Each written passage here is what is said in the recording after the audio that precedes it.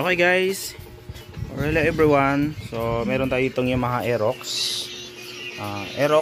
na non-ABS. Okay, so ang problema nito ay galing na rin to sa ibang shop, matagal na rin na panahon. Pag i-start mo siya, yung RPM niya 2,000, then nag-i-error 37.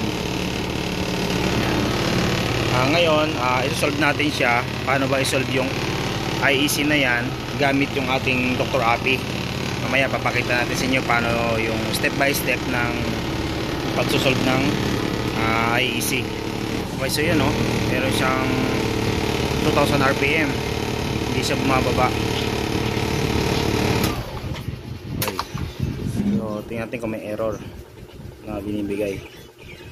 So ito, hindi pa naman siya nag-check engine. Okay, pero minsan lumalabas, lumalabas yung error 37. So isusolve muna natin kung paano pababaan yung minor nito gamit ang ating Dr. Api. Okay, so ang tabayanan guys.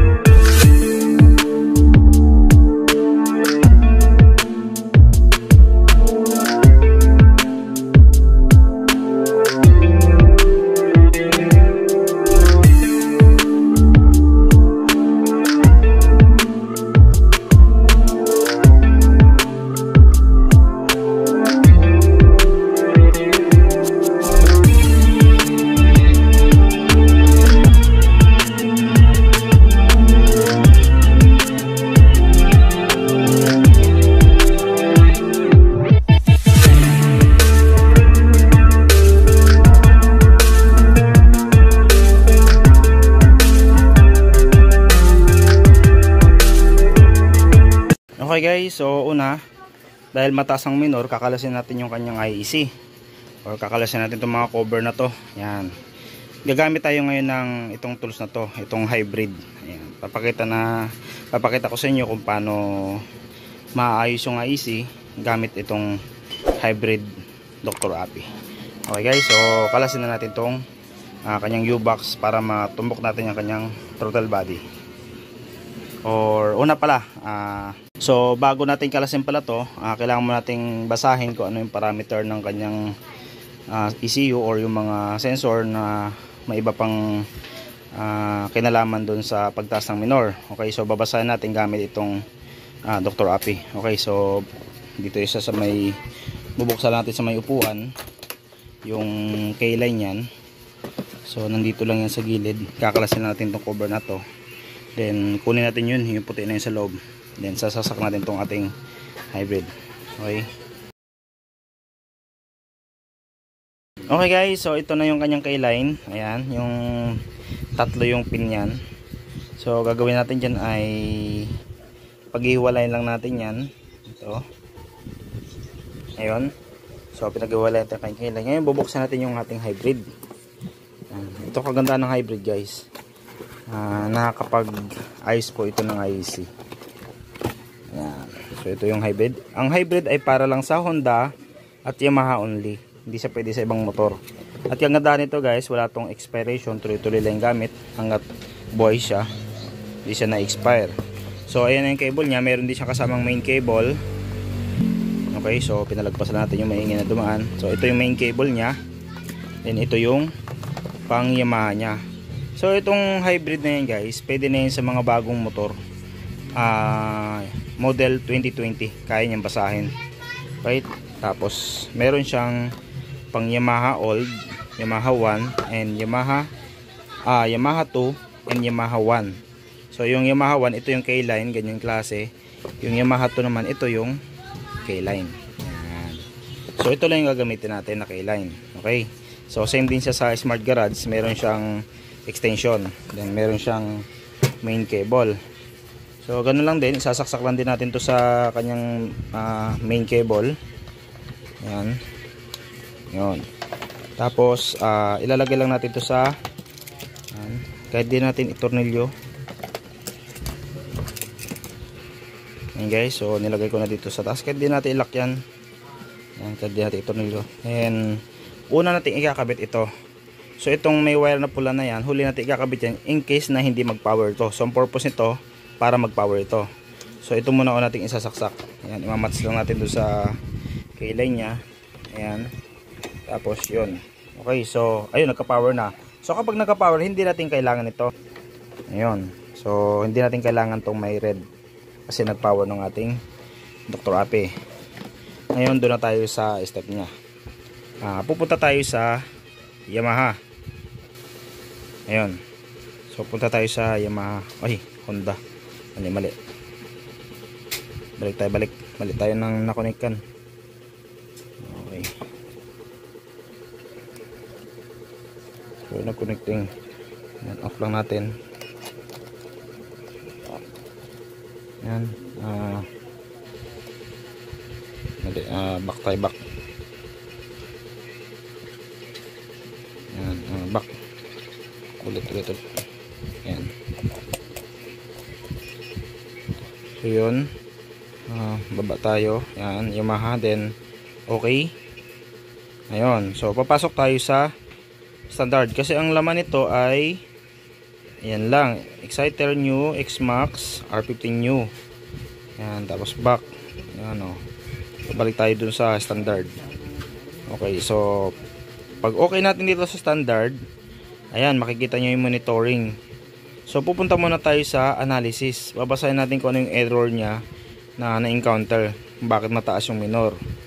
So, okay natin yan. Analysis. Tapos, habang connecting, on natin yung ignition switch. Ayan. So, doon tayo sa next. Ayan. Ayun o, makikita nyo yung kanyang mga parameter. Yung naka-signal light. Okay. So, down arrow lang to next. Intake air pressure, yan nakikita nyo siya 100, standard naman. Patayin ko ngayong ilaw. Ayun siya, next. Yan, makikita nyo yung temperature daw sa intake manifold. Coolant temperature 41. Next. Ayan, exit. Battery voltage ay 12.3, so standard. Side stand, dito nyo makikita yung side stand kapag may putol or wala, paki side stand nga sir. Ayun, kita nyo nag-off, balik mo sir.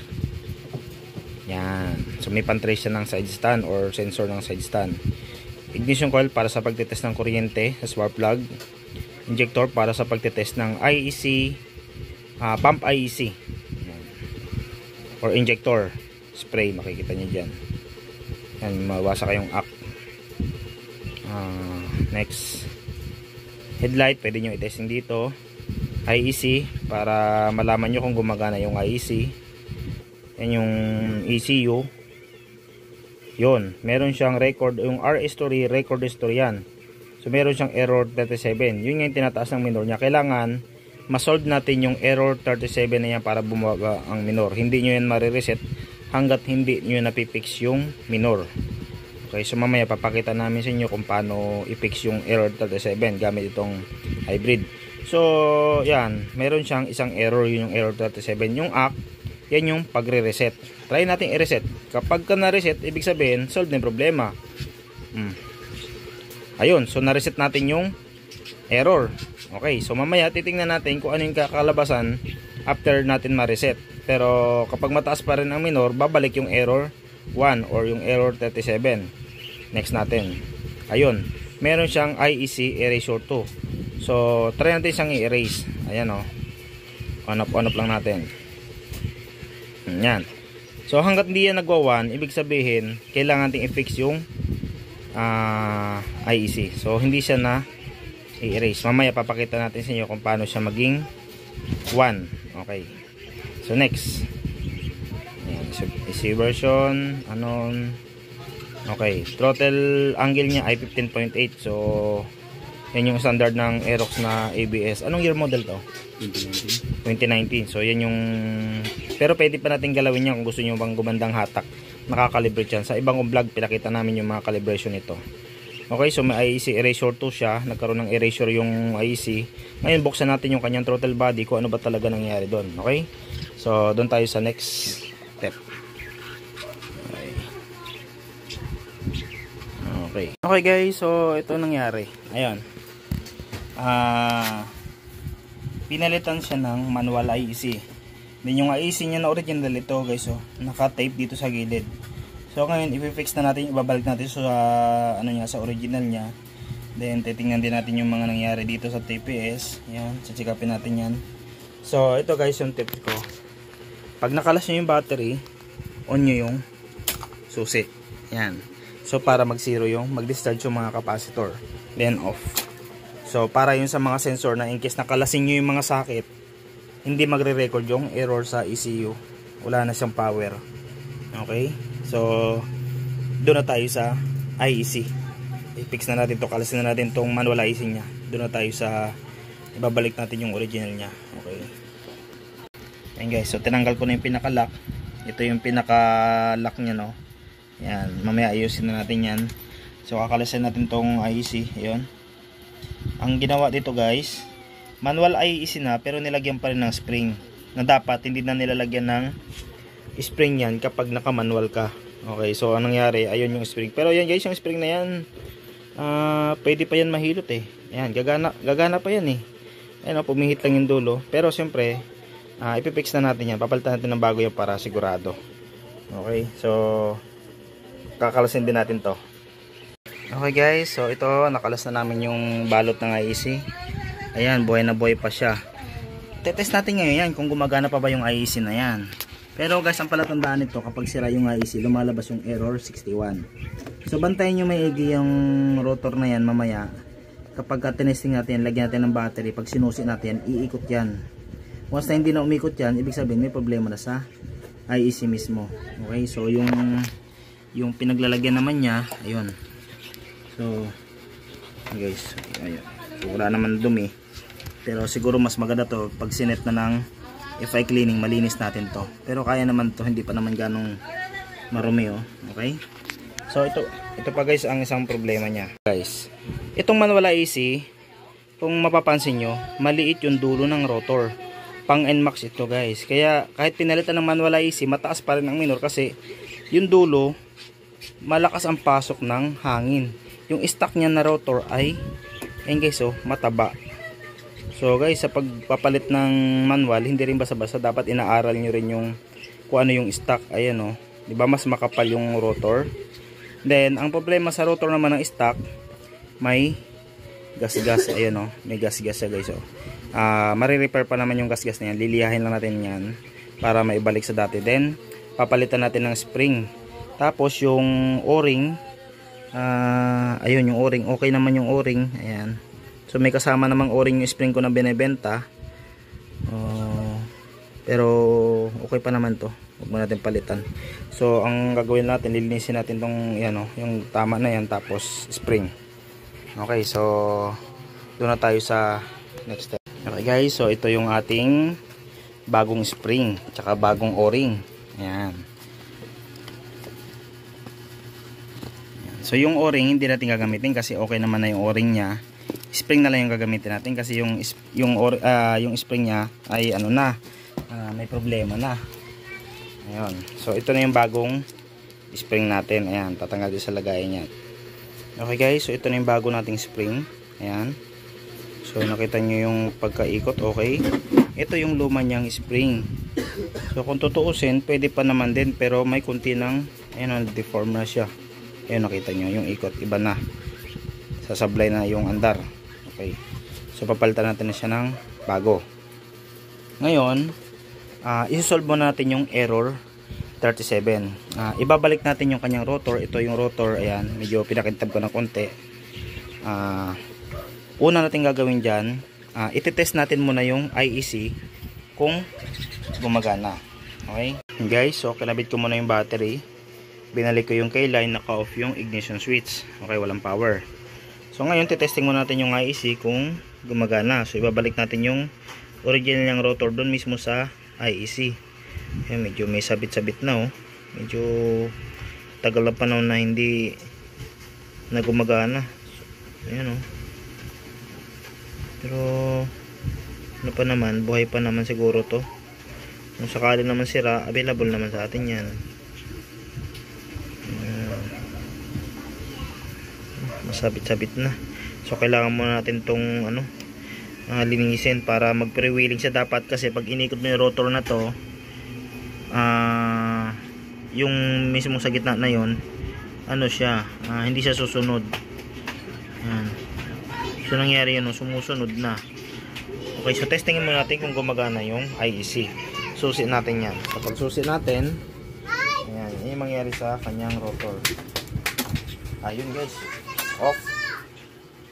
Ayan. So ibig sabihin, gumagana pa yung IEC. Ang problema niya lang ay nag-i-stack up. Okay, so solve natin yung stack up, tapos punta na tayo sa step by step ng pag-solve ng error 37. Okay. Guys, so ito, nilinis ko lang yung rotor gamit yung ating ball cleaner. So pwede itong panglinis ng ating sensor, hindi nakakasira ng mga sensor to. Ito yung gagamit ng carb cleaner. So yun ang gamitin nyo, ball cleaner. So yan guys, yun. So nasasarado na siya, nakagalaw na. Yun, naglabasan yung dumi. Ayan. So at least hindi na sumusunod yung pinakagitna kapag iniikot natin. Ayan o.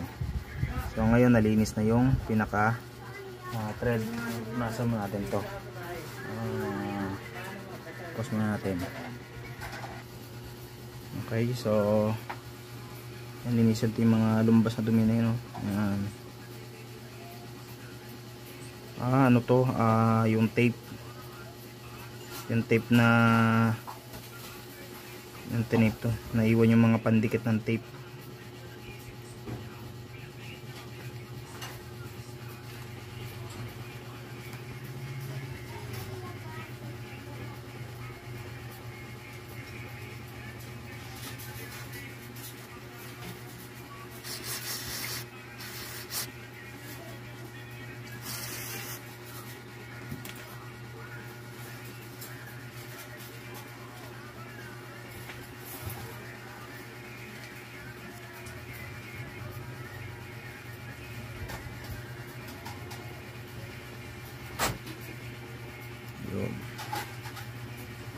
Pasok ka nito ulit.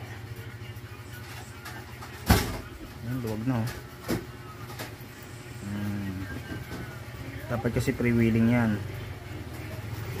Ayan.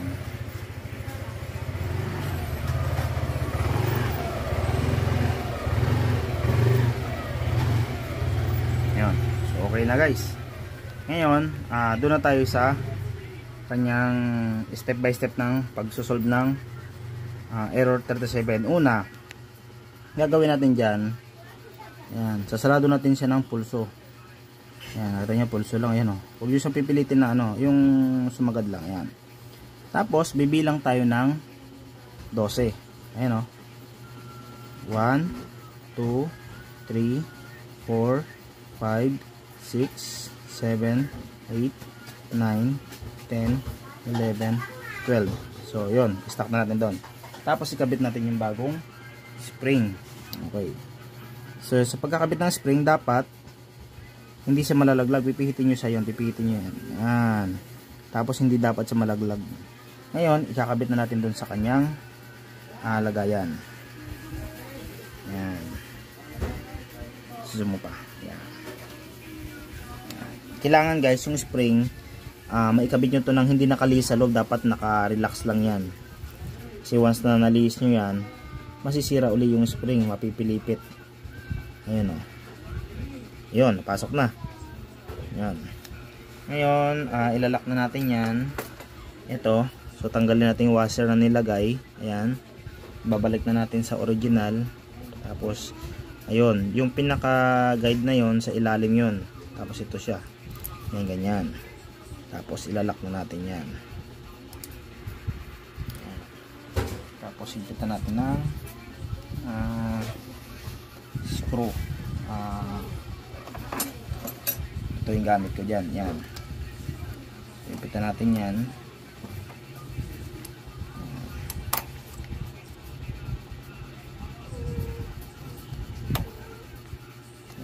yata may higpit kaya siguro nilagyan ng washer yun dahil hindi na yata nalalak.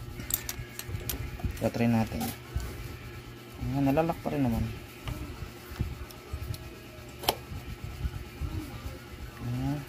Medyo mahirap na.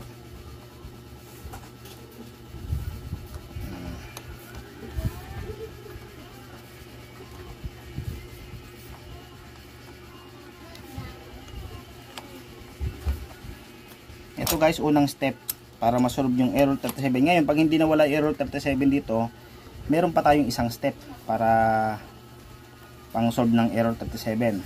Basta ang gamit yung mga tools, Dr. Api Pero dito, talagang manual. Naigpitan natin sa 12 na ikot. Ngayon, okay yan. Tapos, luluwagan natin tong screw.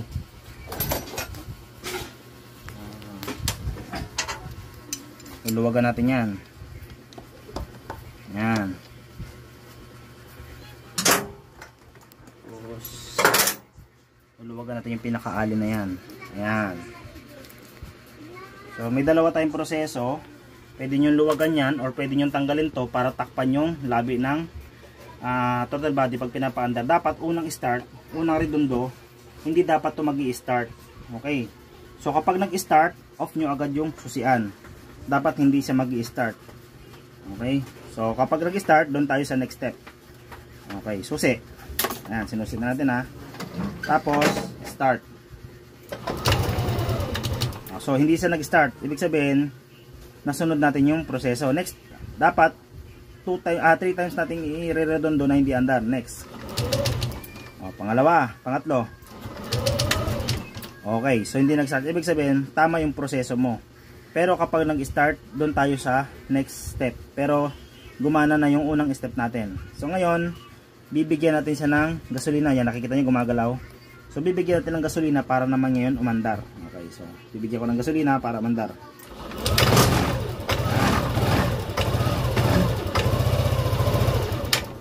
So, tingnan nyo yung step na to So, bibigyan ko ng start ko. Kapag niredondo ko, may minor. Yan, may minor. Kapag binitawan ko yung gasolinador, patay. So, ibig sabihin, tama yung ginawa nating proseso. So, next natin gagawin, ibabalik na natin sa kanyang minor. Okay. So, asan ba yung aling kanina? Yon. So, habang umaandar, okay, habang umaandar, pipihitin natin yung alin na yan. Ayan. So, start ko ulit. Bibigyan natin ngayon ng minor.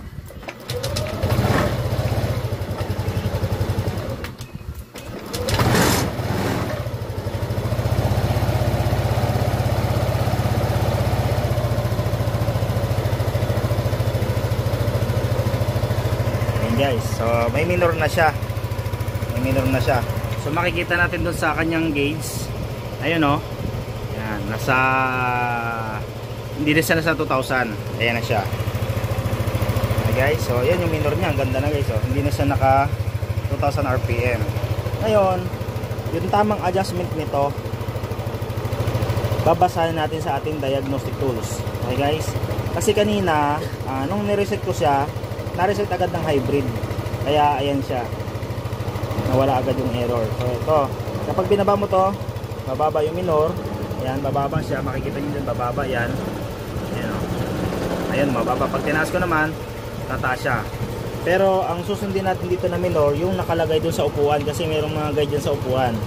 Nandun yung standard parameter niya kung ano susundin natin. Okay? So tingnan natin yung parameter na nakalagay sa upuan. Ito guys, yung susundin natin. So, swerte natin kapag nandiyan pa yung sticker niya. Pag wala na yan, ayan ang problema. So guys, makikita nyo yung minor. Nakalagay dyan ay 16 RPM plus minus 100. So, bababa dapat siya ng, maglalaro siya ng 1715. Yan. Doon lang siya dapat. Pag lumagpas doon, may problema. Yung ignition degree, dapat 5 degree. Plus and minus 2. So, 7 to 3. Ayan. At 16 RPM. BTDC. Bottom, top, dead center. Dapat nakatab dead yung ating timing mark. Yan. At clearance yan, yung mga clearance. So, susundan natin yan. Ngayon guys, titingnan natin sa diagnostic tools kung yan ba talaga yung nakalagay dun sa kanyang parameter. Okay. Baba natin to. Saksakan natin to ng diagnostic tools. Okay. So ilagay na natin yung ating Dr. Api na hybrid. Okay. So off muna natin. Ayan, off muna natin. Okay, so nilagyan natin ng diagnostic tools para matingnan natin yung parameter kung akma ba siya doon sa binibigay ng standard parameter niya. Okay, so punta tayo sa Yamaha. Off yung ignition switch. Tapos okay. Pasok tayo sa standard. Tapos punta tayo sa analysis muna. Hindi, monitoring muna tayo pala. Ayan. So then press K. Tapos pag connecting, saka natin on yung ignition switch. Ayan. So makakapasok na tayo sa parameter. So next arrow ay yon, nakalagay doon, no. So yung RPM niya makikita natin mamaya pag umaandar. So next lang natin. Ayan. Battery 12.8. Throttle position 0.72. Mataas, guys. Dapat ang throttle position nito ay 0.66. Mataas masyado. Or yung nakalagay kina 15.8 sa analysis. Titingnan natin 'yon. Yan, baba tayo. Number of full code wala na, guys, oh. Yung 37 wala na. Throttle position ay 0.0. Okay. So balik ignition dapat 5. BTDC ay nakalagay dito 10. So tingnan natin mamaya kapag mandar na. Ang IEC dapat 30% pababa yan. So pag 62 may problema pa yan. Trim 2.4. Ayan. Masyadong malakas ang pasok ng hangin. So balik tayo sa monitoring. Ayan. Off muna ignition switch. Tapos okay. Then susi. Tapos start natin yung motor. Ayan. Tingnan natin yung RPM nya. Ayan. So nakalagay dyan ay 1450, mababa yan. Mababa siya masyado. Yung ayat, yan yung init ng makina ngayon. Intake air temperature. Next natin. Ayun. Throttle position 0.72. Wala naman sa full code. Ayun, 64.5, guys, mataas yan. Dapat ibababa pa natin yung ating spring dun sa IEC. So pipihit pa tayo ngayon ng IEC para mapababa natin yung ating spring. Pero obserbahan mo natin hanggang umabot sa 80 degree. Yan. Tingnan kung gagalaw yung IEC. Sorry muna natin. Ignition timing, pasok na. Ayan o. Ignition degree 5. Yung RPM ay 1.4, mababa siya. Dapat 1.6. Sa 1.6 dapat yan. Okay. Ito yung alin. Ilalagay natin siya sa 1.6.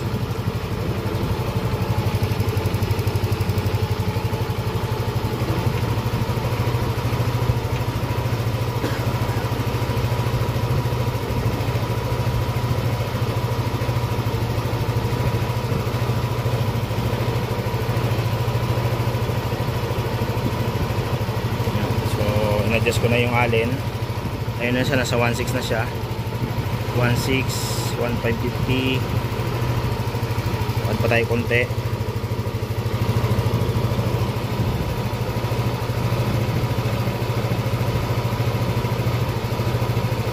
Yan.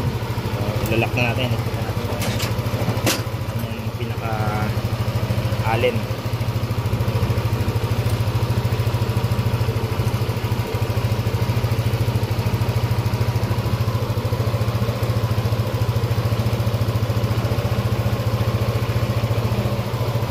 Nag 1.7 taas yan at 1.6 lang ba tayo. Fix ko muna. Okay guys, so ito yung troubleshoot in case na may encounter natin to. Normal naman yung ignition pero yung IEC nasa 42, tapos yung minor ay 1.6 naman normal. Ayan.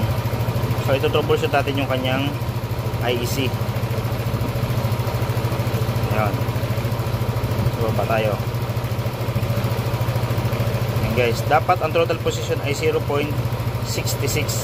Okay. Ayan, 41.5. Pero mataas. Off natin to. Punta tayo sa analysis.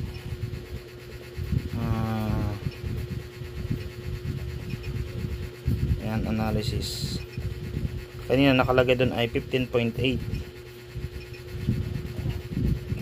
So on. Nakalagay dyan ay 18.8. So mataas na masyado guys. Nasobrahan tayo ng adjust. So dito tayo babase. Dapat ay mabalik natin sa 15.8 siya. Yung itong adjustment. Or ilalagay natin sa parameter ay 0.66. So punta tayo sa parameter. Ayan. Sa monitoring tayo tumingin. Ayan. So okay. Tapos off ignition switch. Tapos okay. Tapos on. Ayan. So ang throttle position nito ay 0.74. Gagawin natin 0.66. Okay guys, so in-adjust ko na yung screw. Ayan. So nilagay ko sa 0.66.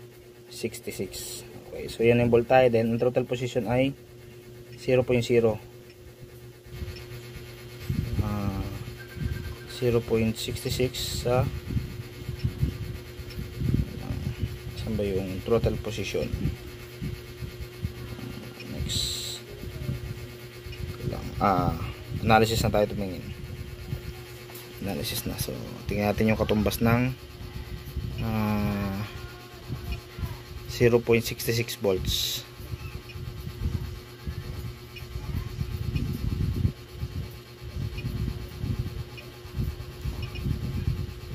Analysis na tayo. Ayun.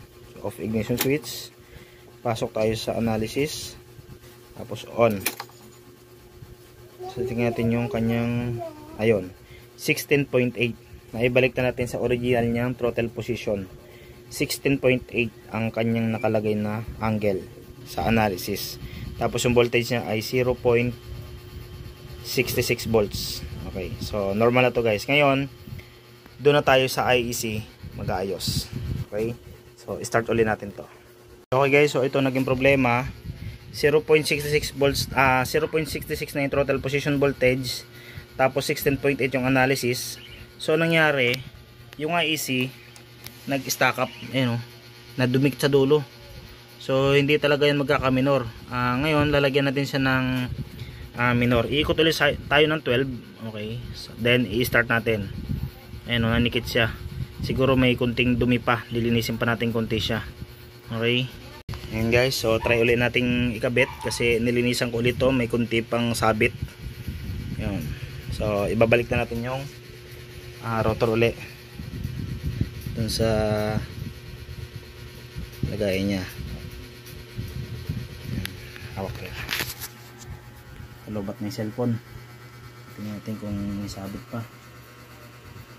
Pero wala na siyang sabit, parang hindi na siya mag-lock. Yun, so parang okay na. Yan, nasabit doon.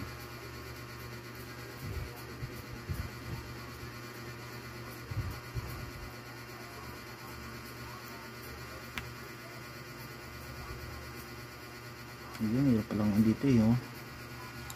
May kutan, may siya masabit dito. Yun, sana. May tape.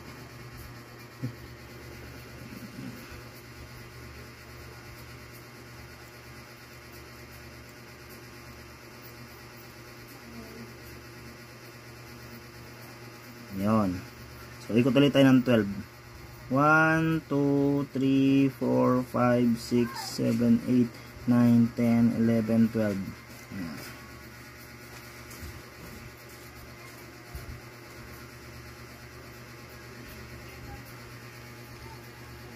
Guys, ito para sa mga walang pang tools na pang reset ng IEC.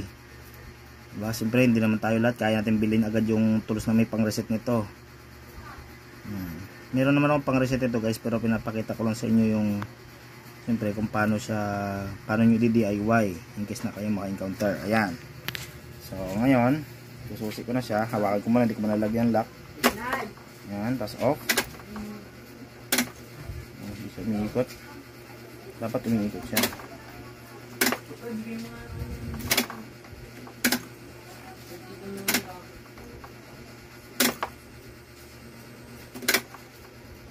Ayun. So gumagana naman na. Start natin.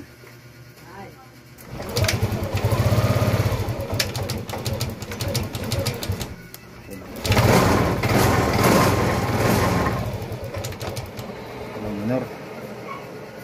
So tete alam ko anong dumikit na naman siguro.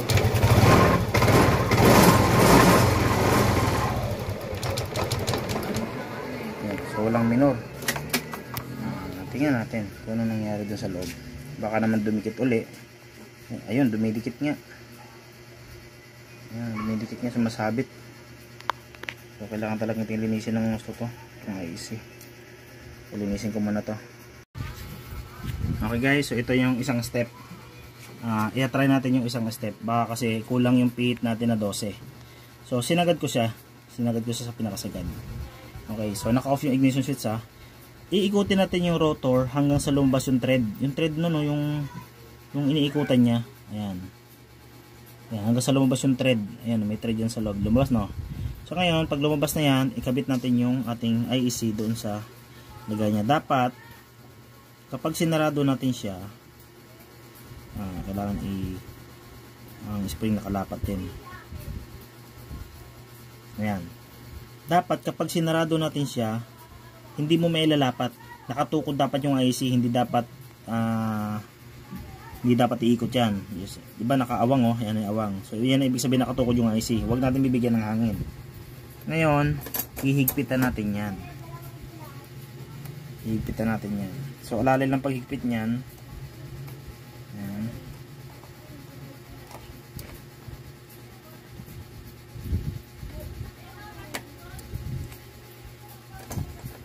Dapat hindi gumagalaw to.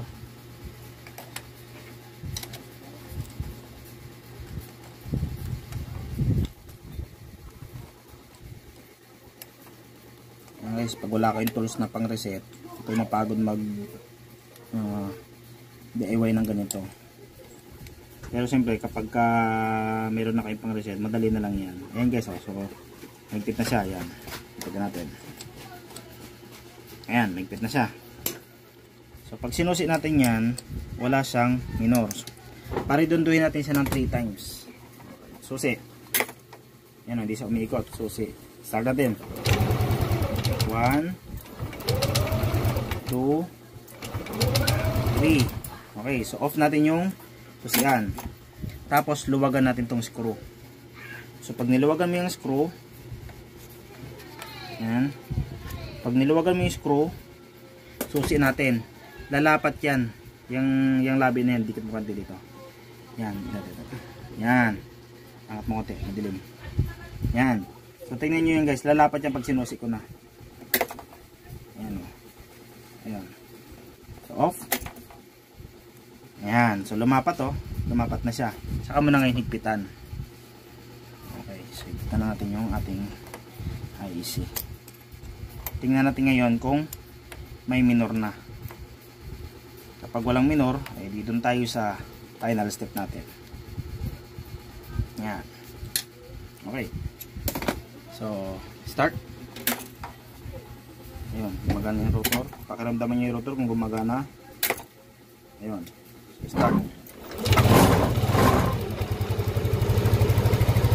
Tingnan natin yung ngayon yung IEC kung bababa. Kasi yung IEC nasa 53. Bababain natin yan. Tape pa lang naman.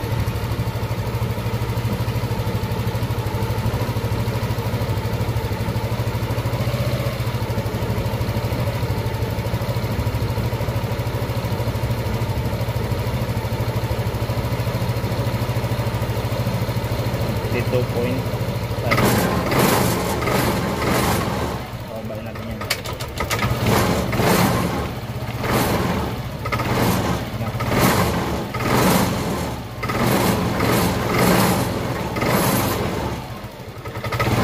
Hindi bumababa yan, naninikit yung ating IEC.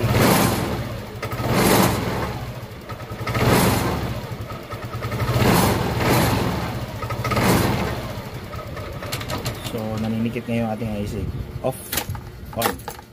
Try natin muli. Ayun, gumagalaw naman yung IC pero so yun yung galawan nyo.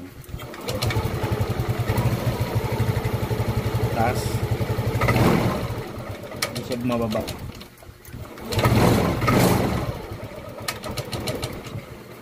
Okay, so hindi rin sumunod yung IEC. So doon na tayo sa isa pa nating step. Guys, so mayroon siyang IEC erasure 2 kaya hindi siya tumatama. So possible sira yung IEC or kailangan nating i-reset. Okay, so i-reset muna natin to para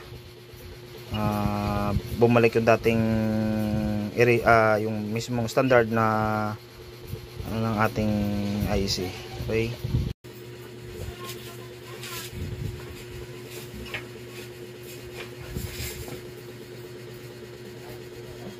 Ayun guys, so na-zero na siya yung IEC erasure. Ngayon, tingnan natin yung minor kung tataas. Kusa yan guys, tataas kapag na-zero na yung IEC erasure. So yan. So ngayon, nakandun ka sa analysis, hindi yan naandar. Ngayon, exit natin, off natin. Tapos exit natin tong analysis. Exit tayo, yan. Tapos pasok tayo sa monitoring. So okay. Tapos on, habang connecting. Ayan siya. Ayan. Ngayon, start na natin siya. Ayun. So, meron na siyang minor. Ayan o, umiikot na yung gulong. So, mataas yung minor. Ayan o, nakalagay dyan ay 2,000. So, ang gagawin natin ngayon dyan, mataas ang minor. Ibabalik natin to sa 15.8. Okay? Or, exit muna tayo. Punta tayo sa analysis. Ayan. So, off muna ignition switch. Analysis, tapos on. So naka 16.3. Babalik tayo sa 15.8. Okay, so ikutin natin yung itong screw. Guys, so ikutin ko na yung allen. Habang iniikot ko yan, makikita mo dito gumagalaw yan. Yun. So 15.8. Okay, so ilalak na natin yan. Yung screw na yan. Okay guys, so yung IEC niya bumaba na ng 18. Na-erase na natin yung IEC erasure. Ang problema na lang ito, drop idle. Kapag binitawan niya yan, mamamatay. So ngayon binaba natin yung screw na yon. Nung binaba natin, binalik natin sa 15.8. Yung IEC niya, ayun, may error 37. Ngayon i-delete na natin yon, yung error 37 na yon. Kusa na siyang mawawala kapag bumaba yung minor. Okay, so magdo-normal na yan ng minor. Punta muna tayo sa IEC. Yan, yung 37 na yan, kusang mawala yan. So, yung IEC 16. Okay. Ngayon, bibigyan na natin siya ng minor. Ang gagawin natin dyan, yung throttle position, ayun, 72. Ayan, a-adjust na natin ngayon para magkaroon ng minor yan. Okay, so pupunta tayo ngayon sa adjustment ng screw. Yun, so nailagay na natin yung minor sa 1.6. Ayan, tapos tingnan natin yung kanyang IEC 15%. Ayun o, yung ignition i5. Okay. So ngayon, i-reset natin yung kanyang error na pinapakita. Okay. So pupunta tayo sa analysis, re-reset na natin yan in 37. Ayan. So normal na yung pinaka-minor niyan. So punta na tayo sa analysis. Okay, so exit, off, tapos punta sa analysis. Okay, tapos connecting on, so yan, magre-reset na tayo ng error.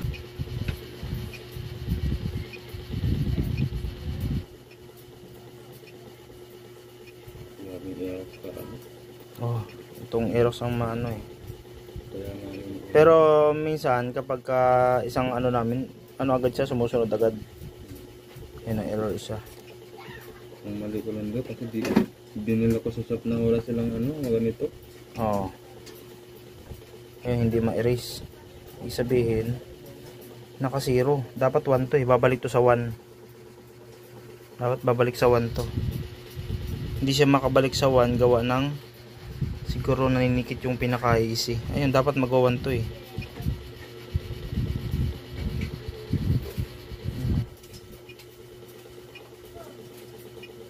Hindi nag-1 ah. Kaya hindi makabalik yung minor sa ano. Ito guys, so final namin ginalaw yung screw.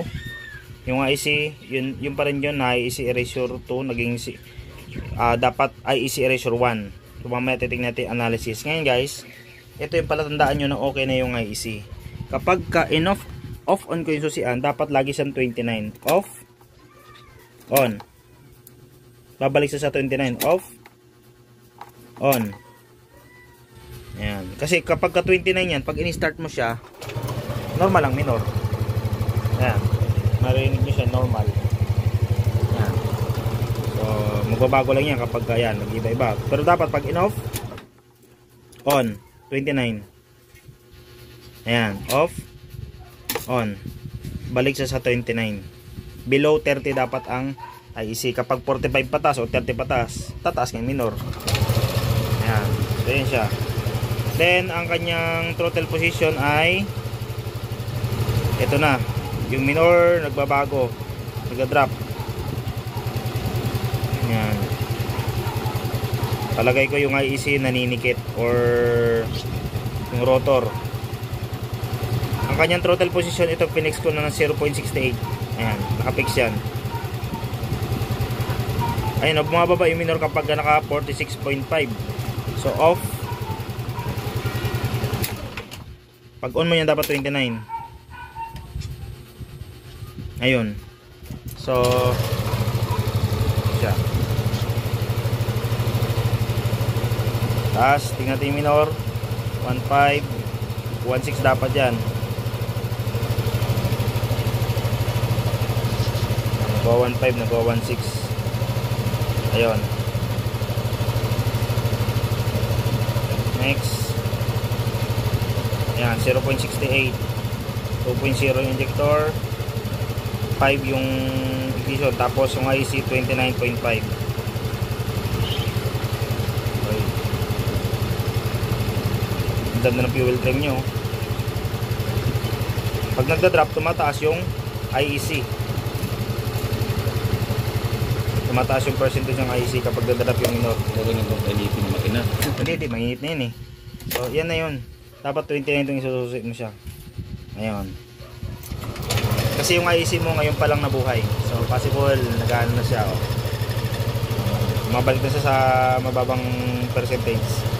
So, hindi na siya nagluloko. So, subukan natin walang diagnostic tools. Babalik natin yung kanyang kilay kung ano yung magiging reading doon sa kanyang RPM. Okay?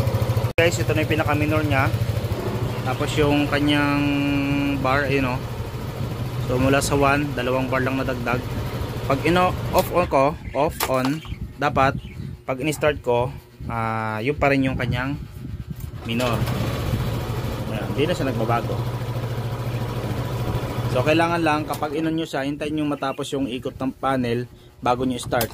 Kasi pag in-start yung naglo-loading, ayan, in-start yung ganyan, mag-iba yung andar. Dapat hintayin yung magtapos ito. Sabay yun sa ikot ng rotor. Normal shake kasi medyo naninikit-nikit pa gawa ng ngayon palang nabuhay. Pag i-start mo siya na pagsusi agad, ganyan siya. Pero pagka ayan, hintay mo matapos, tapos mo i-start. Ayan. Ayan, normal. Normal.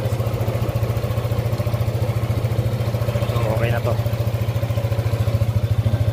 So yun yung troubleshooting ng IEC. Medyo pahirapan talaga pag Aerox, pero masasolve.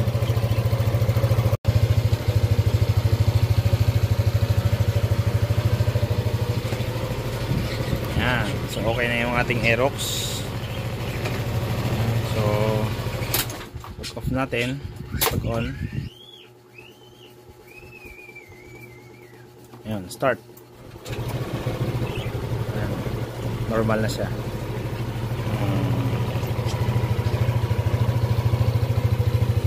Solve na natin yung IEC.